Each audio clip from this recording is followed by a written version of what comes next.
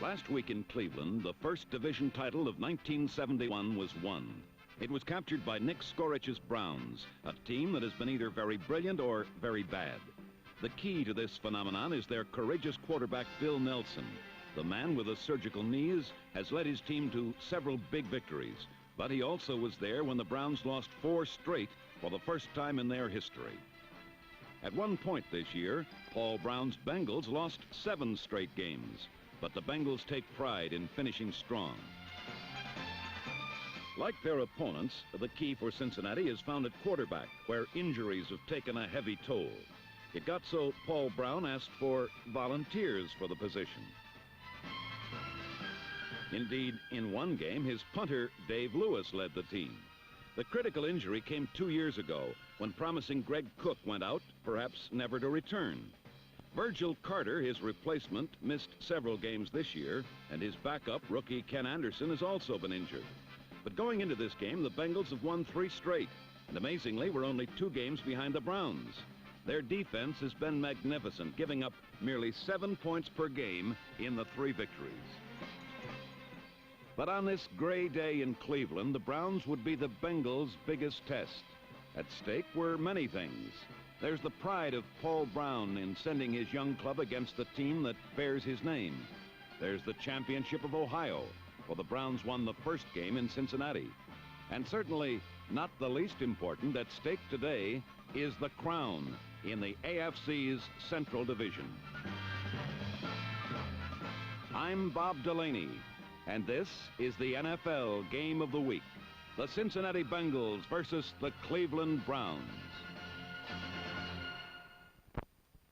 The bitter rivalry got underway with the first play of the game, producing a big break.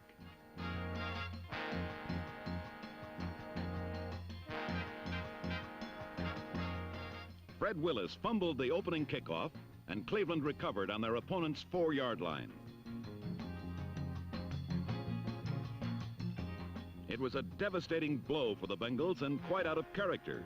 Despite their record, Cincinnati has suffered few turnovers this season.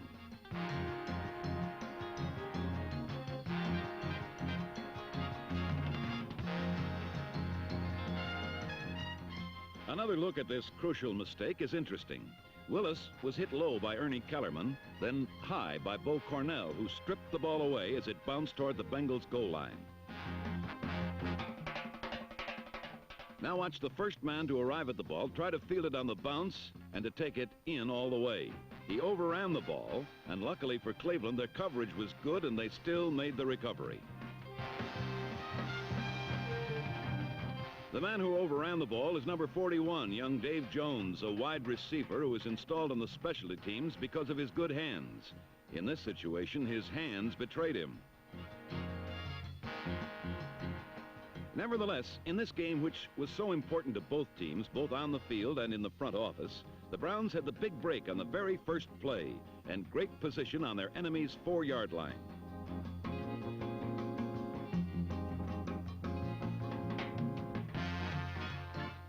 Leroy Kelly shot through the Bengals' goal line defense for the touchdown.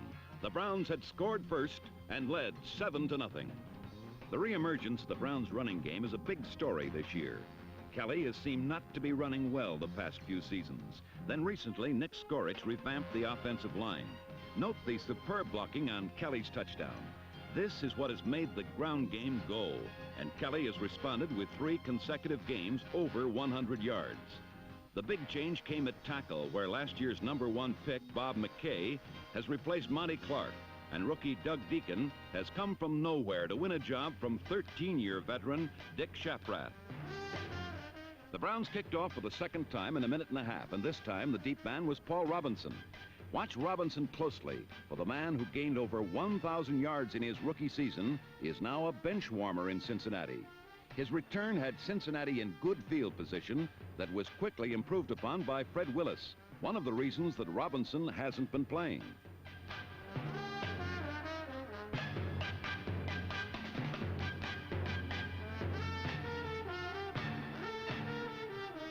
A look at Willis's run in slow motion shows a fine block on the outside linebacker by number 44, Doug Dressler, the Bengals' other setback. This series set the tone for the game, as both teams behind crisp blocking would run the ball at each other all day long. The Bengals settled for 3 points on this series, but on the next one, again led by the running of Willis, they went the length of the field.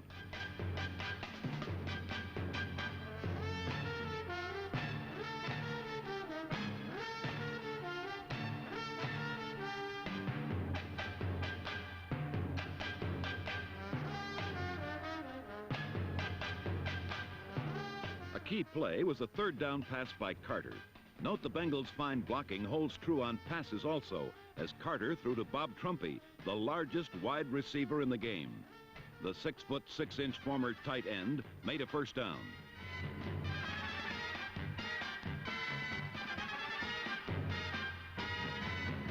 After the pass to Trumpy, Carter stayed on the ground until confronted with another possession play at the Browns' 13.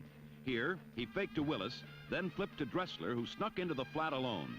He was forced out at the 4, but on the next play, bulled his way in for the touchdown that put Cincinnati ahead 10-7. The Bengals had showed considerable poise in rallying from behind.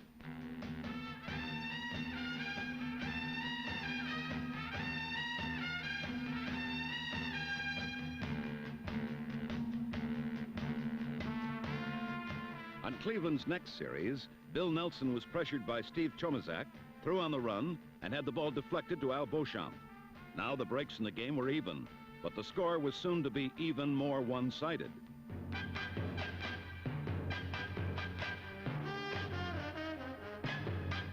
On the second play of the second period, Carter had time to wait for Trumpy to come open across the middle, and only a great save by Ben Davis stopped him from scoring.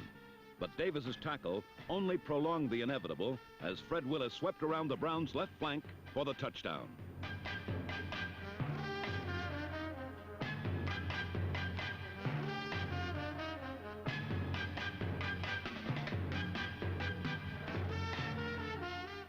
On the repeat, we can see an example of Cincinnati's devastating blocking.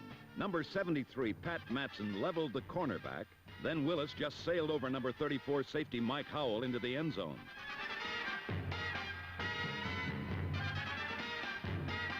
The Bengals had obliterated Cleveland's early lead and now led themselves 17-7. The score was a testament to Cincinnati's fine running attack. Where in the early years it consisted of Paul Robinson and Jess Phillips, now added to them are Essex Johnson and youngsters Doug Dressler and Fred Willis.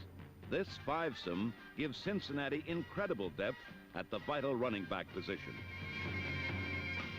For most of the second quarter, neither team could do much with the ball, although Leroy Kelly had his moments.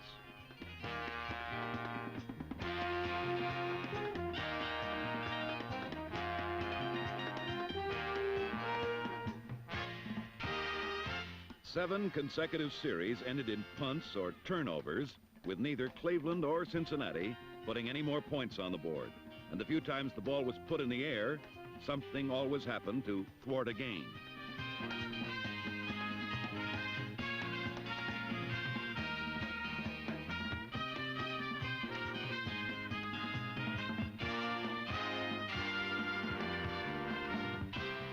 Once on their own goal line, Cincinnati almost suffered a costly turnover.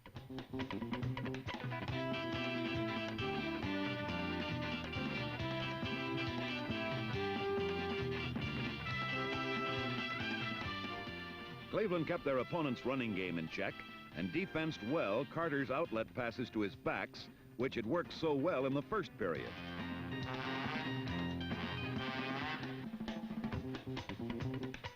With time running out in the half, Nelson completed a pass to Frank Pitts, who paid for it. Cleveland was desperate to get on the board once more before the half ended, and to do it, they would have to throw the ball. Unfortunately, Nelson was pressured again by the hard-rushing Bengal line and forced to do something he does not do well, throw on the run. The result was another interception by Al Beauchamp, the second game in a row that the linebacker has stolen 2 passes.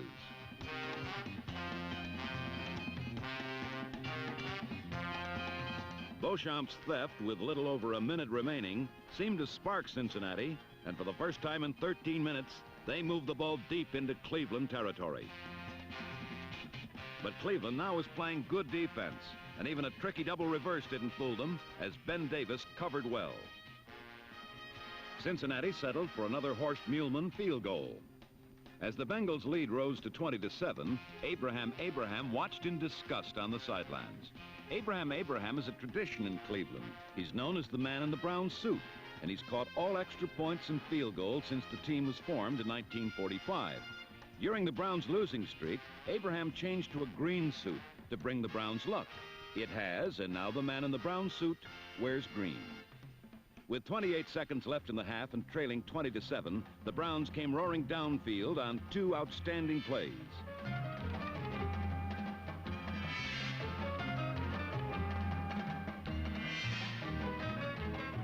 Leroy Kelly had sprung for 27 yards on the sweep, and after a little pause on the sidelines with time left for just one more play, Bill Nelson delivered the coup de grace.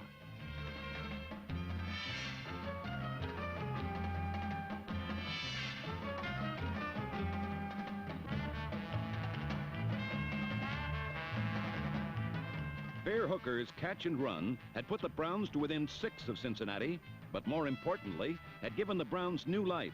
They went into the locker room needing only a touchdown to go ahead. The Bengals had dominated the first half, but with the division title at stake, the Browns were coming on strong.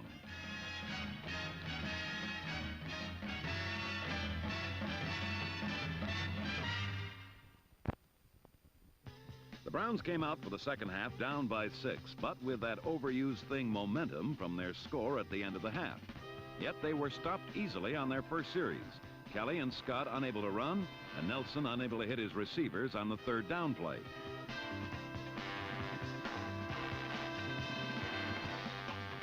The Bengals were sitting on a precarious 6-point lead, and Carter wanted to increase it through the air. But on his first series of the half, he was unable to do so.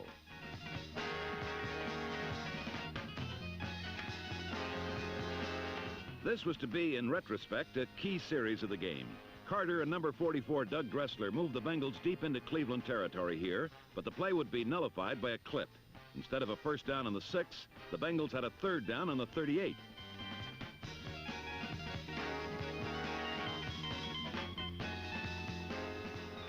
Then watch the top of the screen as the Browns left end number 80, Joe Jones, gets his hand on Carter's pass. This should have set up 4th down on the 38, but another major penalty made it 3rd and 30 on the Bengals' own 47. And Joe Jones kept the Bengals moving backwards and out of field goal range by roping down Willis. The Bengals had gone 40 yards in reverse and had to punt. It's interesting that the Browns have reverted to using Kelly as a punt return man. It's rare that a team will use its superstar on the bomb squads, but Kelly's hands are so reliable that Skorich this year has put number 44 back on the return team for the first time since Jim Brown retired. Kelly had led the league in punts and kickoff returns his first 2 years as a pro. So the Browns took over on their own 17, still down by 6, and Bill Nelson went to the air. A quick pop to Morin over the middle tightened up the Bengals secondary, and Nelson quickly took advantage. Behind perfect protection, he dropped back and went long for Frank Pitts.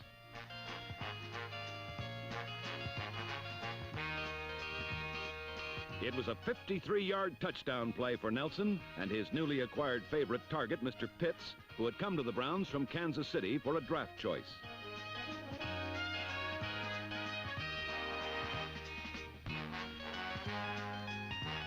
A repeat of the play shows why it worked. Watch the protection Nelson received, especially from Bob McCabe blocking on number 82 Royce Berry, and from setback Kelly keeping out linebacker Al Beauchamp, who had blitzed. Nelson had plenty of time to set up and throw. Pitts had beaten the Bengals cornerback number 20, Lamar Parrish, grabbed the ball and broke an attempted tackle by safety Ken Riley, going all the way.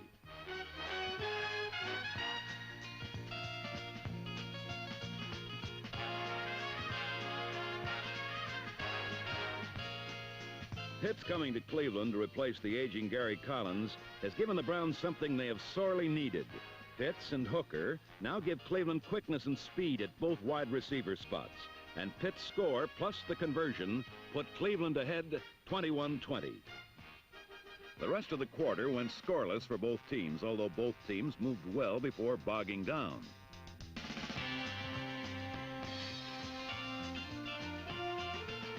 Paul Brown put Essex Johnson into the game for the first time, and number 19 helped carry Cincinnati near midfield, giving a preview of what he was to do a little later.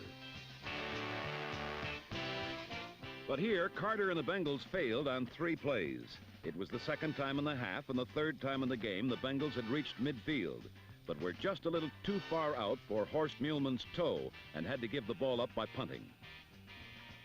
The Browns, too, moved the ball well the rest of the third quarter, but came up empty. The Browns have had trouble establishing their running game this season, but today Kelly and Scott were able to pick up some big gains, though they were inconsistent. Repeating the last play, watch Kelly's convoy, number 66, Gene Hickerson, pull out and lead Kelly around right end on a play Hickerson must have run 1,000 times, dating back to Jim Brown's day.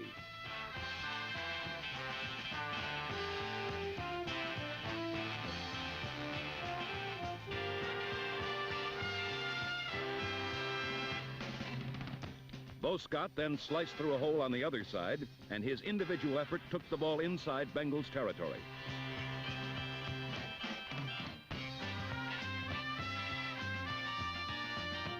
But on 3 plays, Nelson failed to dent the brown and orange.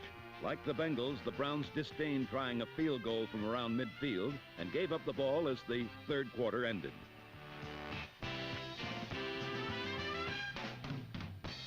On the first play of the fourth quarter, the Bengals struck gold.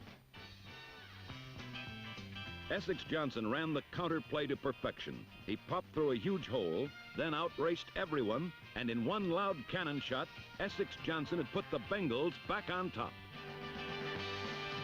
It was nothing new for Johnson. He had electrified the NFL all year with his dazzling runs, and this one was the league's longest of the year.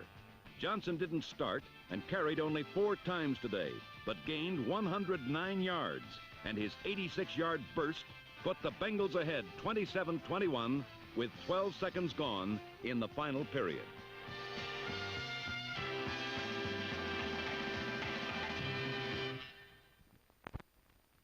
Trailing by 6 again, Bo Scott quickly took Cleveland deep into Bengals territory on a 35-yard gallop.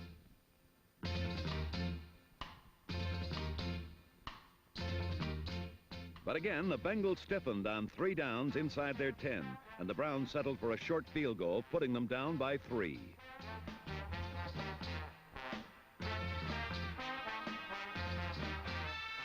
Then came the big series of the game for the Bengals offensively. Another brilliant run by Essex Johnson, this time with a Carter pass, took the Bengals into Browns territory.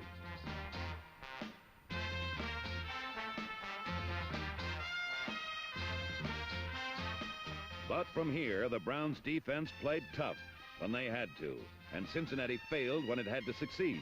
It looked like this sweep would break open, but watch the Browns rookie, number 1 draft pick cornerback Clarence Scott, number 22, fight off his block to trip up Fred Willis for no gain.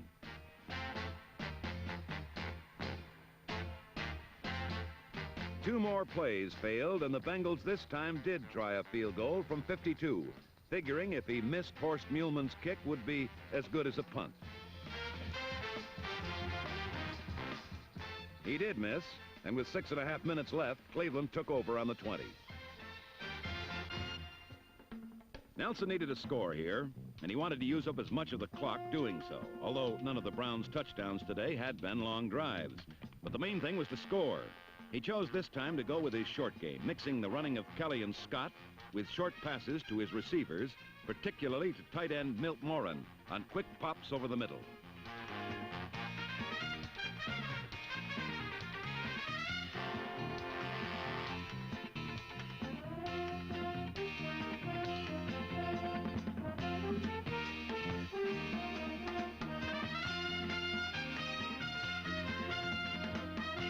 Having set up the Bengals with this short game, only once did Nelson deviate, and it almost cost him as the Bengals secondary stayed right with Pitts. So Nelson went back to his short game and continued to pick up the first downs. The reasons for the short game were obvious.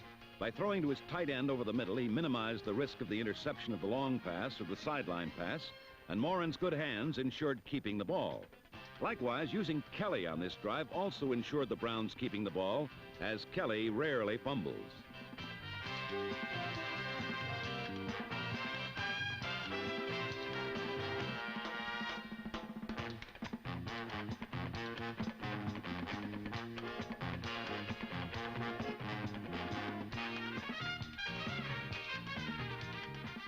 Down by 3, the Browns would have taken a field goal on this drive, as a tie game wouldn't have hurt them. But on second down, with 2 minutes to play on the Bengal 22, Nelson's hammer strategy paid off, as Kelly finally broke away on a sweep. Then, following his pulling guard, number 66, Gene Hickerson, Kelly swept left, went up and over. At least, the ball went over, and it was a touchdown. It was a fitting end to a drive that consisted of 14 plays and had taken 5 minutes. A drive reminiscent of the Browns of old, a methodical and confident drive that featured blocking and running.